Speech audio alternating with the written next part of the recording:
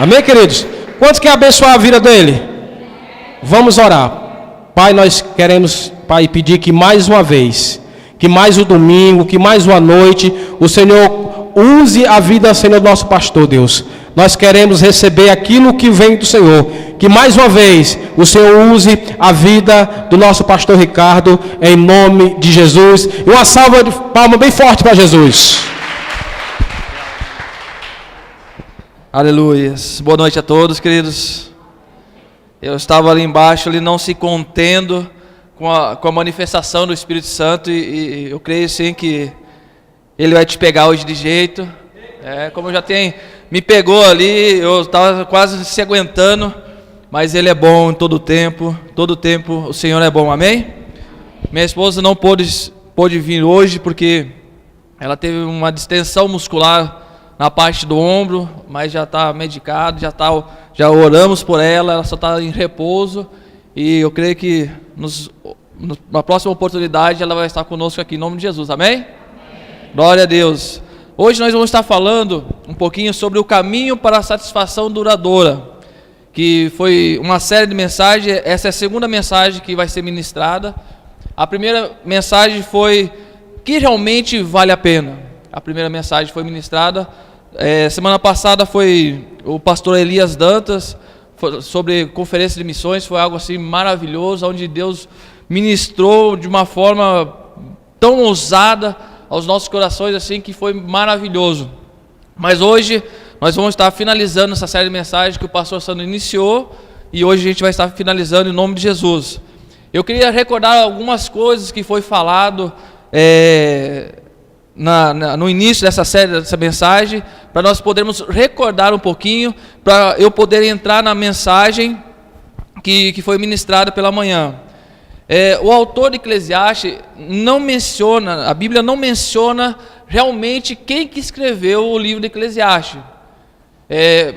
Eu particularmente, lendo um pouquinho da Bíblia, mas não tenho assim, não posso, eu estou dizendo Ricardo, eu creio que foi o próprio Salomão que escreveu esse livro, mas muitos historiadores, muitos pesquisadores, quando a gente afirma, a gente temos que ter prova, tem que ter estudo, tem que ter um monte de coisa, mas eu particularmente, eu acho que foi o próprio Salomão que escreveu o livro de Eclesiastes, porque olha, meu irmão, essa taça aqui, olha, meu Deus do céu, nem Salomão tinha uma taça dessa, meu irmão.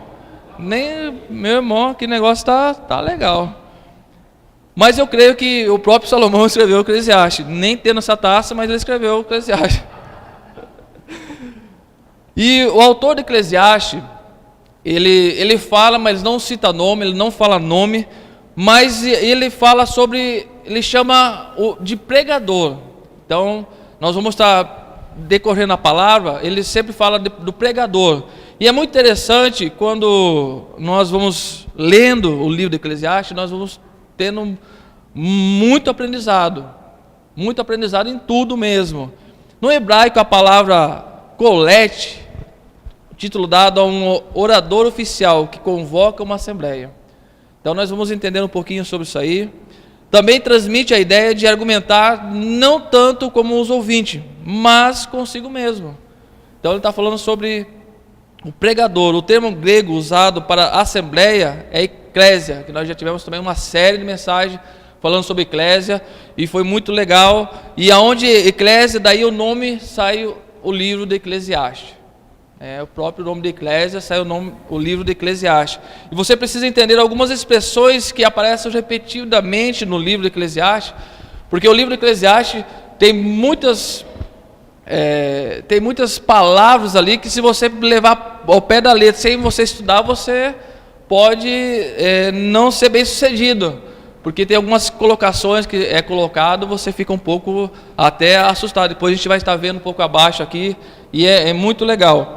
E o termo vaidade, das vaidades, aparece 35 vezes. Fala comigo, 35 vezes. Então, vaidade de vaidade aparece 35 vezes no livro de Eclesiastes. E no hebraico trata-se de evel, que significa vazio. Vazio, sem futilidade, vapor. em vão. Algumas versões aparecem como inútil, inutilmente.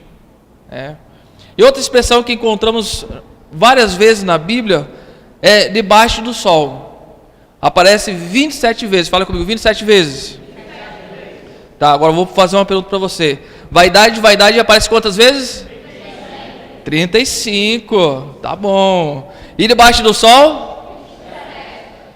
Tá legal, vai chegar lá ainda. E essa definição sobre a vida da perspectiva humana, quando fala debaixo do sol, fala sobre a perspectiva humana. Que quando nós estamos vivendo aqui, então fala sobre a perspectiva humana. Não é necessariamente um ponto de vista do céu, é mais terrena mesmo, aquilo que nós vivemos. Na pregação anterior também aprendemos que o que precisamos reconhecer, tudo vem de Deus. O que precisamos reconhecer, tudo vem de Deus. Não adianta você falar, não, mas porque eu consegui, se eu cheguei até onde eu cheguei, porque eu consegui só. Não pode você estar totalmente enganado. Não adianta você falar que eu consegui, não. Porque se você está aqui hoje, se você está respirando este ar, foi Deus que permitiu. Que Deus permite até agora. E outra, para você conseguir algo, você precisa do quê? De saúde. E quem dá a saúde? É Deus. E essa saúde, essa renovação que nós temos diariamente, sempre é Deus. E é aí que nós temos que reconhecer que tudo vem dele. Foi Deus que deu essa graça sobre nossas vidas. Uma outra coisa também, fala o pregador deixa claro que não apenas as bênçãos vêm de Deus, mas também a capacidade de desfrutá-las. Isto é uma dádiva do Senhor. Foi falado também semana passada, retrasada, que fala, procure agradar e confiar, que Ele suprirá todas as nossas necessidades. Só Ele pode suprir as nossas necessidades, em tudo. Não adianta você querer correr pelo gerente do banco, não adianta você querer correr para o amigo, não. Quem vai socorrer você é Deus. Mas também tem uma frase muito interessante, não sei se está aí. Não basta ter coisas, também devemos ter o tipo de caráter que nos permite usar as coisas com sabedoria e desfrutá-las corretamente. Por exemplo, às vezes você ganhou aí uma herança, aí você compra uma casa de praia, e aí fala, não, agora eu vou desfrutar da casa de praia. Aí é hora para você vir para o culto, não, vamos ficar um pouquinho mais, vamos desfrutar um pouquinho aqui, foi Deus que nos deu. Aí você fica ali, e aí isso daí é como diz essa frase, não basta ter coisas, também devemos ter um tipo de caráter que nos permite usá-la. É esse caráter que vai desenvolver tanto a nossa intimidade com Deus, porque a gente fala assim, isso aqui é apenas coisas. Eu vou à casa do Senhor porque eu quero engrandecer o nome dEle, estou aqui para louvar o nome dEle, e isso faz com que nós vamos criando no nosso caráter a bondade e a fidelidade de Deus. E isso faz toda a diferença. É bom ter as coisas que o dinheiro pode comprar, desde que não se percam as coisas que o dinheiro não compra. Às vezes nós corremos tanto, temos muito dinheiro, mas tivemos uma enfermidade muito grande, não tem dinheiro que possa comprá-la. Na verdade, não tem dinheiro que vai poder. O mais importante é obedecer à vontade de Deus e desfrutar aquilo que Ele nos dá. Vivamos a vida debaixo do sol, com perspectiva acima do céu. Abandone a futilidade do pecado e do mundo, e depois a sua fé em Jesus. Agora nós vamos estar continuando essa mensagem, a segunda mensagem. A primeira foi falar sobre o que realmente vale a pena. Fale comigo, o que realmente vale a pena? Pronto, eu vou só para esse lado aqui. Vocês falam, vocês não falam nada agora. O que realmente vale a pena? Vocês aqui. Vocês vão falar, o que realmente vale a pena? Tá, agora vocês vão falar, o que realmente vale a pena? Olha, eu vou dar mais uma oportunidade para vocês. O que realmente vale a pena? Olha aí, agora todos. O que realmente vale a pena?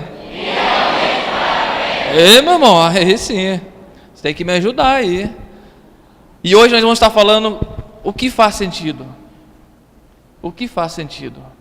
A primeira mensagem nós falamos o que realmente vale a pena, e essa segunda mensagem, o caminho para a satisfação duradoura, nós vamos estar falando o que faz sentido. Dentre muitos, o primeiro conselho do pregador, queremos enfatizar. Abra sua Bíblia lá em Eclesiastes, capítulo 3.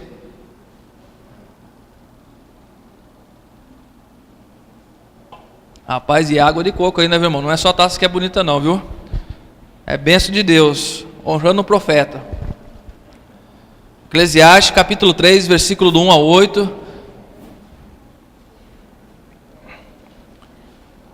Se você abriu aí sua palavra.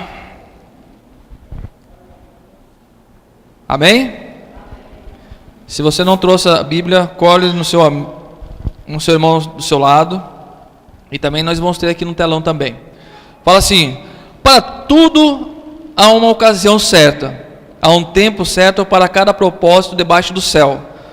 Tempo de nascer e tempo de morrer, tempo de plantar e tempo de arrancar o que se plantou, tempo de matar e tempo de curar, tempo de derrubar e tempo de construir, tempo de chorar e tempo de rir, tempo de plantear e tempo de dançar, tempo de espalhar pedras, tempos de ajuntá-las, tempo de abraçar e tempo de se conter, tempo de procurar e tempo de desistir, tempo de guardar o tempo de jogar fora, tempo de rasgar, o tempo de costurar, tempo de calar e tempo de falar, tempo de amar e tempo de odiar, tempo de lutar e tempo de viver em paz. Então nós vamos pegar alguns pontos aqui e nós vamos estar enfatizando algumas coisas que o pregador quis dizer. Só enfatizando um pouco sobre, como eu falei para vocês, que Eclesiastes, quando fala assim, agora é tempo de matar, então eu posso matar. Não faça isso não, irmão. Nós vamos ter que estudar um pouco esse contexto aqui, e não é de você matar ninguém não, você não vai sair assassinando as pessoas não, tá? A gente vai estar lendo a Bíblia aqui, e a gente vai ver sempre ter um contexto. Por isso que nós temos que estudar a Bíblia, para não usar de pretexto, né? Mas a Bíblia falou que eu tenho que fazer isso. Não, a Bíblia não falou nada, é você que interpretou errado, né? Então tome cuidado em relação a isso. E é muito importante, amados, todos nós estamos sujeitos à força do tempo e das mudanças. Nós estávamos como Igreja da Paz, hoje nós estamos como Paz Church, né? Hoje nós estamos um novo tempo na nossa igreja. E muitas coisas com o tempo, ela vai se mudando, ela vai trazendo uma transformação. E nós temos que se adequar a essa transformação, né? Mas a gente vai estar falando um pouquinho, é tempo de derrubar e de construir. Quando fala tempo de derrubar, tem muitas áreas da nossa vida que nós precisamos derrubar, muralha, para vencer pecado, para vencer muitas coisas que têm atrapalhado de você chegar a Deus. Muitas vezes, nós estamos até próximo de Deus, nós estamos buscando, estamos com uma sede, nós estamos ali, chegando bem próximo de Deus, e aí por não ter quebrado essa muralha, por não ter derrubado essa muralha, nós não vamos ir à frente, porque quando nós chegamos de frente com a muralha, você não vai conseguir passar, dar mais um passo à frente, porque existe uma muralha, e toda muralha tem que ser quebrada, toda muralha tem que ser destruída. Às vezes é do passado, às vezes é do seu tratamento com seus pais, com filhos. E essa muralha, quando nós derrubamos, quando aqui a Bíblia fala, nós temos que derrubar. Não adianta você viver cercado dessa muralha, porque isso aí vai impedir de você ter um relacionamento com Deus, de ter um relacionamento com as pessoas. Isso faz de você não aproveitar o melhor de Deus. Então, certas áreas das nossas vidas, essa muralha nós temos que derrubar. Nós não podemos aceitar em nossas vidas, porque toda vez vai força e tá chegando, tem aquela muralha na frente. E aí você chega, poxa, de novo, eu sabia, aí deixa para lá. Então, quando está falando aqui tempo de derrubar, é tempo de derrubar essas muralhas. Mas também é tempo de construir, é derrubar tudo aquilo que tem atrapalhado, tudo aquilo que tem paralisado você, tudo aquilo que tem deixado de você ter o melhor de Deus. E aí você vai começar o quê? Construir. Você vai construir novamente novas amizades, vai construir novos relacionamentos. Ah, pastor, mas eu já casei, já não tem mais jeito. Ou já... Não, é tempo de construir. É tempo de derrubar a muralha para você poder enxergar à frente. Porque sabe o que acontece? Muitas vezes nós não conseguimos enxergar um palmo à nossa frente, porque existe uma muralha muito grande. E essa muralha faz com que impeça de nós vermos o horizonte. Impeça de nós olharmos aquilo que Deus tem para nós. E isso daí vai atrapalhando. Mas o tempo que você derruba também, depois você vai vir construindo aquilo que lá atrás você deixou de fazer, ou você deixou de aproveitar, ou lá atrás você deixou de pedir perdão para alguém, que lá atrás você deixou pessoas, maltratou pessoas, não sei. E aí você vai começar a construir novamente, não mais com aqueles erros passados. Ah, mas pastor, mas isso aí você não sabe, porque muito tempo atrás, 1914, aconteceu isso. Eu até hoje eu lembro disso. É tempo de construir, irmão. Pare de viver do passado. Passado é só museu que tem. E até os museus estão sendo queimados hoje em dia. Está botando fogo nos museus aí. Você tem um museu que está pegando fogo, que você está vivendo no passado, meu irmão.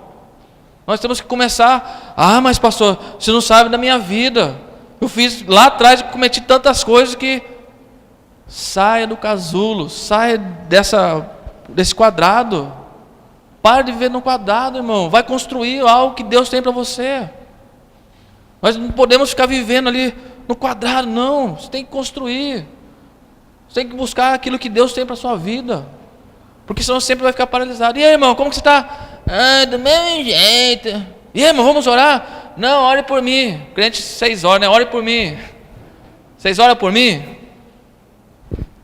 Também tem uma outra aqui. Tempo de chorar e tempo de rir. Tem hora, irmão, que das nossas vidas que nós temos que chorar, temos que abrir nosso coração. Eu lembro que como o Luiz Carlos falou, né, quando nós começamos o trabalho aqui, irmão, nós não conhecemos ninguém. E você não sabe o quanto nós choramos, viu, meu irmão? E quanto nós choramos aqui, e quanto nós... Olha, foi algo assim, meu Deus do céu, mas precisava para mim, precisava para a cidade, precisava para vocês que estão aqui hoje. Isso precisava acontecer. Para mim foi um crescimento espiritual. E olha, a gente não chorava só uma vez, não, era direto, irmão. Tantas decepções que nós tivemos, tantas frustrações. E aí nós íamos para o nosso discipulador: poxa, está tão assim, está difícil. Olha, a gente não está suportando, não está aguentando. Eles: não, mas vocês vão aguentar, vocês vão suportar, Deus é com vocês. E aí que a lágrima descia, mas que quando você não consegue ver à frente, você chora, você não consegue, você está paralisado. E aí você chora. Mas esse choro é bom. Ou algumas das vezes nosso discipulador não conseguia fazer nada. Eu lembro que desde o início, no início nós tivemos um problema financeiro não, nós não tínhamos nem financeiro, né? Problema financeiro quando você tem alguma coisa, nós não tínhamos nem nada, então, mas passar por alguma dificuldade. E aí uma coisa que a gente falava para o nosso discipulador: ore por nós, esteja orando sobre a minha vida, para que Deus venha abrir as janelas dos céus. E aí ele orava, a gente se apegava naquela palavra, muitas vezes não falava nada, só orava por nós, ou senão chorava junto. Porque muitas vezes a gente vê as pessoas, a gente fala assim: está em pecado aí, ó, está em pecado. Não, meu irmão, não está em pecado não. Tem coisas que nós estamos passando numa fase de crescimento, e esse crescimento a gente precisa chorar, né? Precisamos abrir nosso coração. Mas também depois do choro vem o quê? Vem a alegria. Hoje eu se alegro. Hoje eu vim aqui, eu estava com o coração cheio, transbordando de alegria. Pela questão do quê? De ver o que está acontecendo aqui em Maranguape. De ver o que Deus está fazendo aqui neste lugar. É algo fantástico, maravilhoso. Onde Deus está derramando sua graça, famílias estão sendo restauradas, pessoas estão saindo das drogas. Isso é algo maravilhoso. Hoje é tempo de rir, mas teve o tempo de chorar. Também teve o tempo de plantear, tempo de dançar, tempo de você espalhar as pedras e tempo de ajuntá-las. Tempo de lançar pedras, destruindo e demolindo fortificações, mas há tempo de juntar as pedras, porque muitas vezes é tempo de espalhar as pedras, porque tem vezes que as pedras estão muito juntas e não estão trazendo tanta edificação, e aí nós temos que espalhar, mas há tempo de juntar depressas e construir fortalezas, porque quando nós juntamos as pedras, quando as pedras vêm do nosso encontro, porque muitas vezes muitas pessoas têm lançado pedras, têm jogado pedras sobre você, têm jogado dizendo assim, tem uma frase que fala assim, que árvore que dá fruto, o que acontece? Muita pedrada. Mas interessante que essas pedras que quem joga, quem é? Geralmente é mais criança, na verdade. Tem muitas pessoas que são, espiritualmente falando, são crianças, e aí fica jogando pedra, fica dizendo, porque a árvore que dá fruto, meu irmão, é pedrada demais, meu irmão, é muita pedra. Diga assim para o seu irmão, se jogarem pedras no seu caminho, não jogue de volta, construa algo de bom com elas. Se jogar a pedra, irmão, pega aquela pedra, olhe para ela e construa, e não fique murmurando, jogaram uma pedra, jogaram bem aqui, estou com o olho machucado. Construa algo bom com ela, porque o ser humano tem, graças a Deus que aqui nessa igreja não tem ninguém, mas tem aquela murmuração, está jogando, primeira coisa, pegar a pedra e vai de volta, é o justiceiro, né? Vai falar que isso não é assim, irmão. Vocês não eram, vocês eram, né? Eu também já fui assim também, irmão. O jeito que vinha, voltava. E batia no peito, não deixava nem cair no chão. Toma essa pedra de volta. Mas nós não podemos, nós temos que usar essa pedra. Mas estão falando mal de mim, estão criticando. Glória a Deus, que nem diz o Cabo da Ciolo, glória a Deus. Né? Se está jogando, meu irmão, aprenda. Vê onde você está errando, vê onde você precisa melhorar. Comece a juntar essas pedras. Comece a formar ali, construa algo com elas, coisas boas. Falar, essa pedra aqui, porque me jogaram. Não, está aqui, ó. Essa aqui eu aprendi muito com ela. Meu irmão, a gente que não caminhar com Deus, você é muito apedrejado. Mas não é por isso que você vai parar. Não é por isso que você vai deixar de prosseguir. Mas Deus não está cuidando de mim. Deus é bom. Meu irmão, não é que Deus é bom. Essas pedras estão vindo para o seu crescimento. Deus tem hora que permite acontecer. Quer dizer, Deus permite acontecer muitas coisas nas nossas vidas para nós termos um crescimento. A outra parte que o pregador fala é o tempo de rasgar e tempo de costurar. Eu vejo o tempo de rasgar é você rasgar o seu coração, abrir o seu coração. E quando fala em rasgar, é você colocar para fora aquilo que envergonha. Tem muitas vezes que, quando a gente fala em rasgar, é mostrar o seu peito, é mostrar aquilo que tem uma cicatriz tão grande, e você não quer que as pessoas vejam, não quer que as pessoas olhem por você, e aí você fica ali fechado. Não, mas a Bíblia está falando, o pregador está falando, é tempo de rasgar.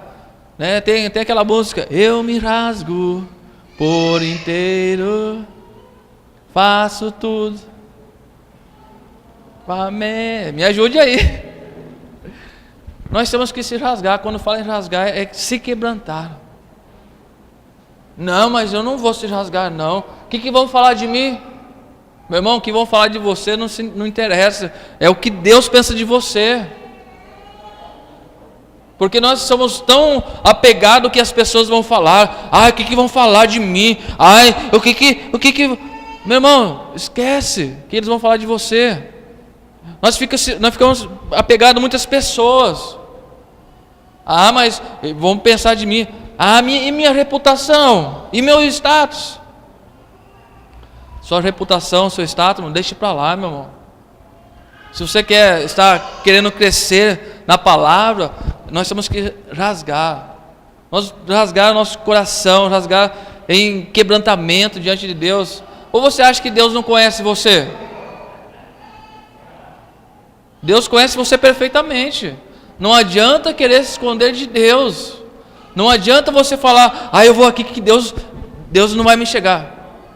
Esquece. Você está sendo enganado. Lamento falar para você, mas você está sendo enganado. Para de se enganar a si mesmo.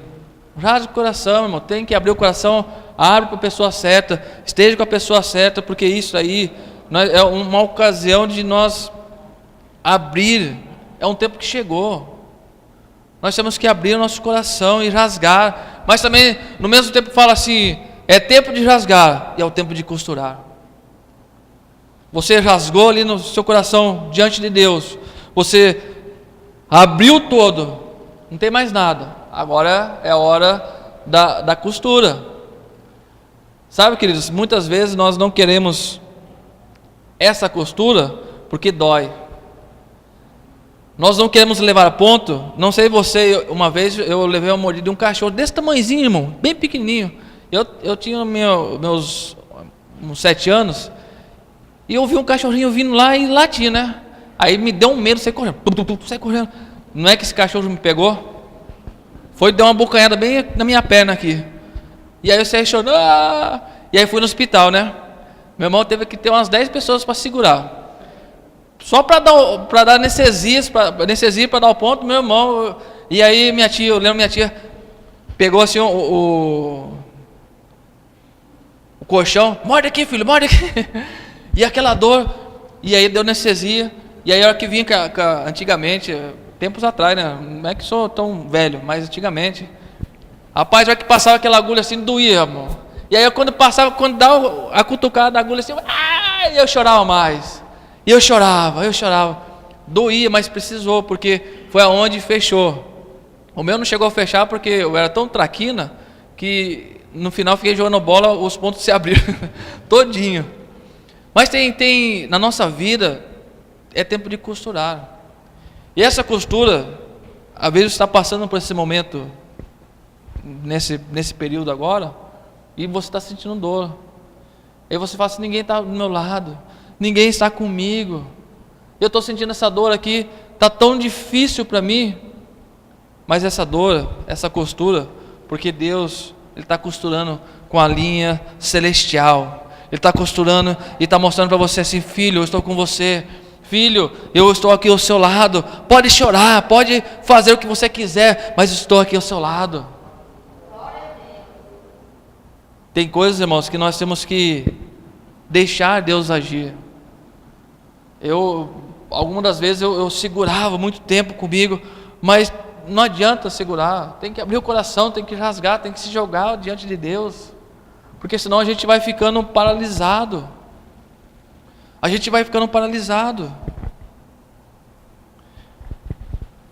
Uma outra coisa que o pregador fala aqui é o tempo de amar e tempo de odiar. Esse tempo de amar é tempo, tem coisas que nós temos que amar. Eu lembro quando logo que eu se converti, meu irmão, antes de converter, eu tinha muito amigo. Era impressionante. Era amigo todo dia, toda semana, toda hora. Amigo de cachaça, meu irmão, tem toda hora. Até que se não for amigo, chegou ali, se torna amigo. E aí quando eu se converti, muitas pessoas deixaram da amizade, já deixaram de lado. E aí eu falei: meu Deus, eu precisando da pessoa, eu até amava aquela pessoa, gostava daquela pessoa, mas depois de um tempo eu comecei o tempo de odiar, ou o tempo de aborrecer, a palavra diz. E esse daí eu falei: opa, eu não quero mais essa amizade, não quero mais para mim não. Isso daí não só depois, antes de converter, depois de estar na igreja também. Tem muitas pessoas que têm uma amizade, mas é uma amizade que eu quero ser você. E aí eu quero ser você, meu irmão, esse negócio é sério. Eu quero ser você, e aí o que vai acontecer? Vai começar a falar para você desistir, para você parar, porque ela quer a sua posição. Ela quer aquilo que você é. E aí tem coisas que nós temos que distanciar. Eu lembro que várias vezes, várias pessoas já na nossa caminhada, nós tivemos que distanciar, porque estava fazendo mal, queria comprar, queria subordinar, mas não porque fosse bênção nas nossas vidas, não, porque ele queria atrasar. Não, vamos ali, pastor, vamos fazer algo ali. E ali, com o discernimento que nós íamos tendo, vimos que aquela pessoa queria tirar do foco. Muitas pessoas querem tirar do foco. Amizade que vai influenciar a sua vida. Não sei se você já teve experiência, mas seus maiores amigos, as melhores pessoas que estão do seu lado, que são os seus influenciadores. E aí eu deixei, falei, não, isso aqui não está sendo bom para mim, isso aqui está fazendo mal para a minha vida, está fazendo mal para a minha família, eu tenho que distanciar, eu tenho que, como a palavra diz, eu tenho que odiar isso aqui. Eu tenho que distanciar disso aqui, eu tenho que se aborrecer disso aqui. Porque senão começa a fazer mal, irmãos.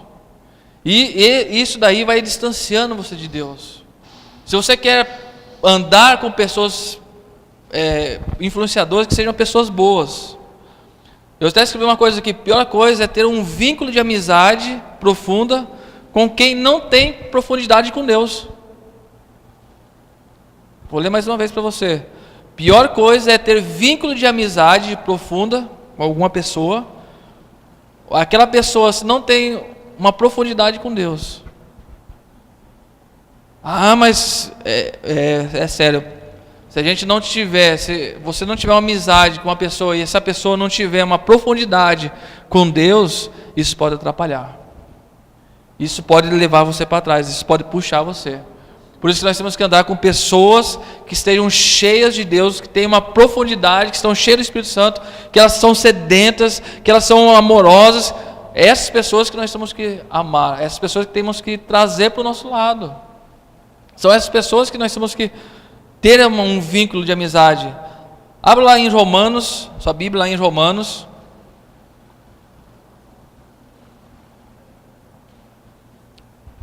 Romanos capítulo 8, versículo 28.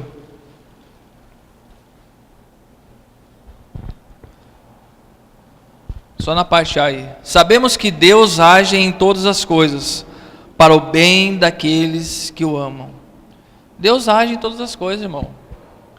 E hoje, quando eu estava fazendo essa mensagem, falando com a minha esposa, e falei assim: amor, realmente esses vínculos de amizade que tentou atrapalhar, que tentou entrar na nossa vida, que tentou tirar nós do foco, depois que se afastou, a gente fica até, porque a gente ama, a gente gosta daquela pessoa, mas faz mal. E aí fala assim: poxa vida, depois que ela saiu da nossa vida, aquela pessoa se distanciou, porque nós não distanciamos dela, mas ela distanciou. E aí, quando distanciou, parece que trouxe até um alívio. Até parece que você respira até melhor. Rapaz, aquela pessoa tira tudo. Em Eclesiastes capítulo 3, abre lá em Eclesiastes capítulo 3, versículo 11. Deus falando: Ele fez tudo apropriado ao seu tempo.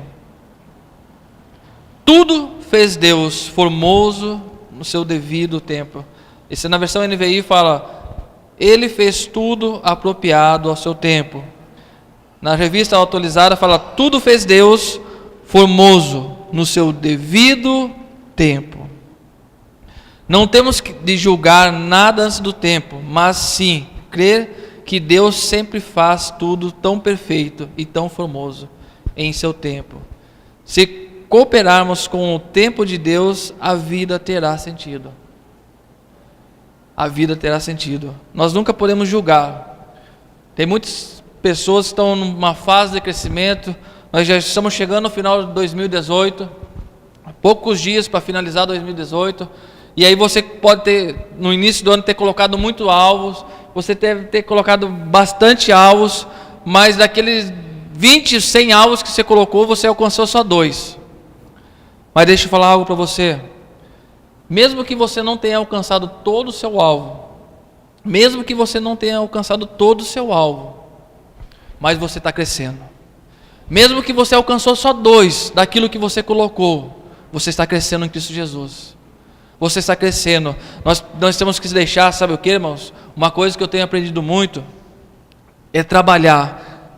Se você tem muitos alvos, trabalhe com poucos. Se você tem dificuldade de trabalhar com muitos, trabalhe com poucos. Mas trabalhe bem trabalhado. Fixe ali naquele alvo. E sempre trabalhe com a palavra de Deus. Sempre trabalhe com os versículos. Se você tem um alvo, procure um versículo para aquele seu alvo. E aí você vai orar a palavra de Deus. Você orando a palavra de Deus, você orando o versículo ali que Deus colocou para você em cima daquele alvo. Eu achei interessante o testemunho daquela moça, daquele rapaz, desse casal, que deu na entrega das primícias. Eles entregaram, confiando. E aí Deus foi e supriu. Ele colocou o seu alvo. Teve uma concordância, porque também tem que ter uma concordância. Teve uma concordância. Estava firmado na palavra de Deus. E aí bênçãos aconteceu. Ah, mas aí não aconteceu nada. Aí é tempo. Sim, mas não julgue antes do tempo. Não julgue aquela pessoa. Ah, mas aquela pessoa ainda está com a mesma atitude. Não julgue se ela está com a mesma atitude. Nós temos que orar. Nós temos que declarar sobre a vida daquela pessoa que ela já mudou. Mesmo que não tenha mudado, mas você vai declarando. Tem áreas da minha vida que no decorrer do tempo, até o dia de hoje, ainda estou crescendo. Que eu já ouvi aquela mensagem, mas não entrou no meu coração, não penetrou totalmente. Mas quando eu deixo penetrar, quando Deus fala assim, não, agora é a hora. Pum. E aí essa palavra vai entrando no meu coração e aí vai vendo transformação. Então nós não podemos julgar as pessoas antes do tempo. Nós não podemos. Se hoje estou aqui, se fosse 15 anos atrás ou 20 anos atrás, fala, você ser pastor? Era um julgamento. E até eu mesmo duvidava de mim mesmo. Mas quando você não julga, as coisas vão acontecer de uma forma maravilhosa. O pregador continua trazendo muitos conselhos para a vida, cuja satisfação será duradoura. Em Eclesiastes 4:4 fala, não viva sua vida baseado no que os outros estão vivendo. Não viva sua vida baseado no que os outros estão vivendo. Por exemplo, você pode falar assim, mas pastor, mas aquele cara está prosperando, aquele cara está... Amém, está prosperando porque Deus deu graça para ele prosperar. Eu já vi muitas pessoas que, mas eu quero... Eu lembro uma vez lá em São Paulo que uma pessoa abriu uma padaria, mas prosperou. E a outra pessoa, rapaz, padaria está dando dinheiro, eu vou abrir padaria também. Mas não era aquilo que Deus tinha para aquela pessoa. Mas está dando dinheiro. Está dando dinheiro para aquela pessoa que Deus escolheu para dar dinheiro, para ser abençoada. Nós não podemos viver baseado nas pessoas. Em Eclesiastes capítulo 4, versículo 9, fuja da individualidade. Fuja. Mas eu posso, eu tenho, eu sou o cara. Eu consigo tudo. Esse cara sou eu. Não podemos falar eu. Nós temos que, ou até na nossa casa mesmo, é nosso, não é meu, é nosso. Com os casais, para os casais, é nosso. Mas só você trabalha, eu não trabalho, mas é nosso. Você não pode trabalhar fora, mas você está trabalhando aqui, você está ajudando, cuidando dos filhos, é nosso. O que é meu, é seu. Nós não podemos ter essa individualidade. Eclesiastes capítulo 10, versículo 4 fala, seja moderado, não perca grandes oportunidades. Moderado, irmãos, é você ainda está vivendo meio conturbado, meio nervoso, que a pessoa fala com você, ou a pessoa está tirando você do sério, e você responde no mesmo nível. Você tem que ser moderado. A ver no seu trabalho mesmo. Eu me lembro que, tempos atrás, tinha um chefe de oficina, e aí, rapaz, ele tirava do sério. E aí eu não era moderado, eu bati de frente. Mas uma pessoa do mundo falou assim, Ricardo, você nunca pode bater de frente com o seu chefe, mesmo que ele esteja errado. Um cara do mundo, e aquela palavra até hoje ressoa sobre a minha vida. É mesmo? Eu falei, não bate de frente. Não vai fazer o que ele está fazendo errado, mas não bate de frente. Eu falei, legal. E isso começou a acontecer. Eu comecei a ser moderado. O patrão vinha, o gerente vinha, falar alguma coisa, eu ficava, E nisso aí eu tive várias oportunidades, e essas oportunidades não passaram nenhuma. E também eu quero encorajar, tenha um domínio próprio. Fala, eu tenho domínio próprio. Glória a Deus, aplauda o Senhor por isso.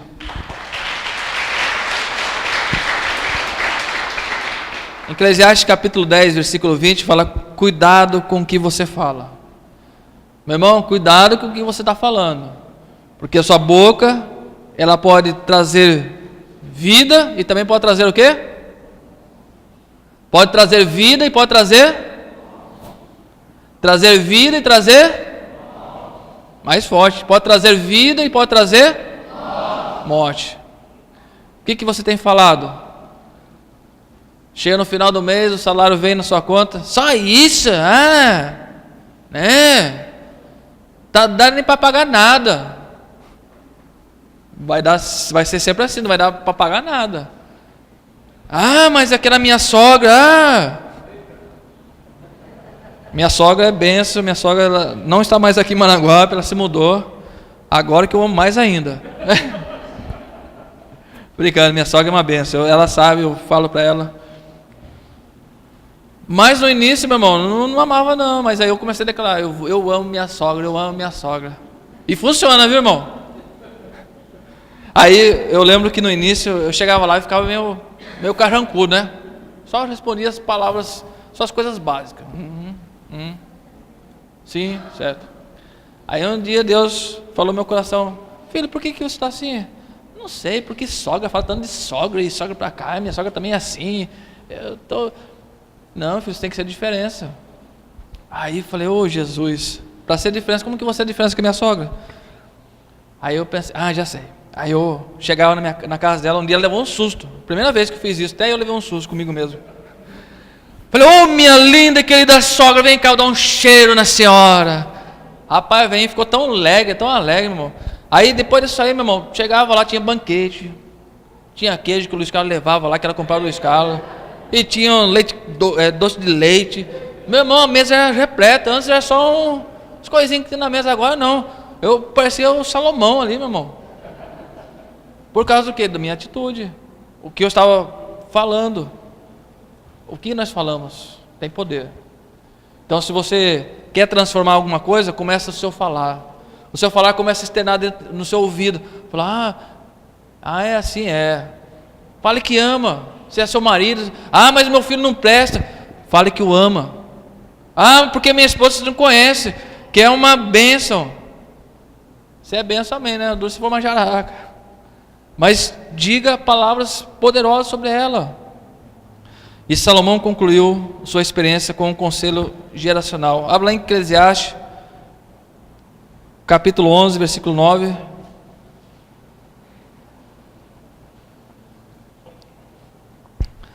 Ministério do Louvor, dá para cantar essa música?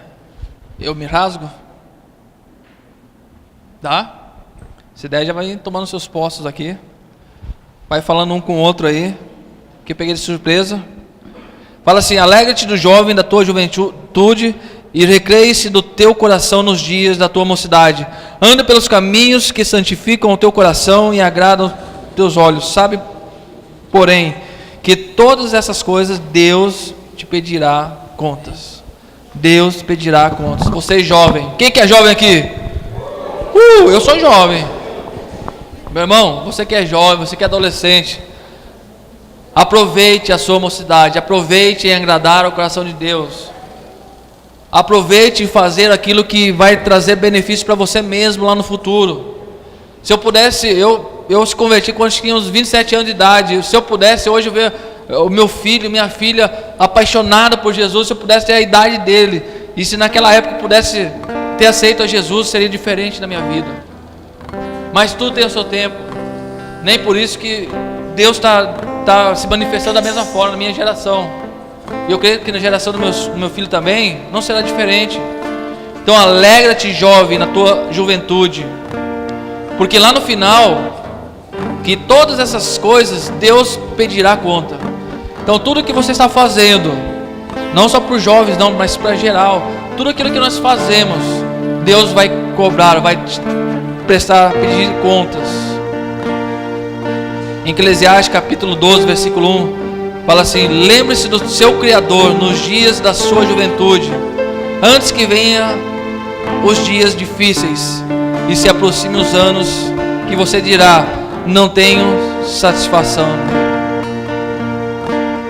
E Salomão, eu também já encerro por aqui. Salomão encerra apresentando a chave para a satisfação completa. Em Eclesiastes capítulo 12, versículo 13 ao 14, diz assim: agora que já se ouviu tudo, aqui está a conclusão. Olha só, de tudo que ele tinha vivido, de tudo que ele tinha passado, ele fala: tema a Deus e obedeça aos seus mandamentos, porque isso é essencial para o homem. Vamos ler esse versículo, está aí? O 13. Agora que já... Vamos lá? Agora que já se ouviu tudo, está a conclusão.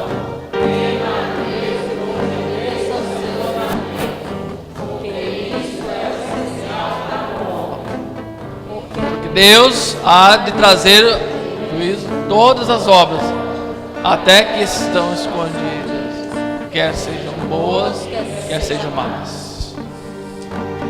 Essa é a conclusão que nós temos para essa noite. Eu gostaria que você pudesse levantar do seu lugar agora.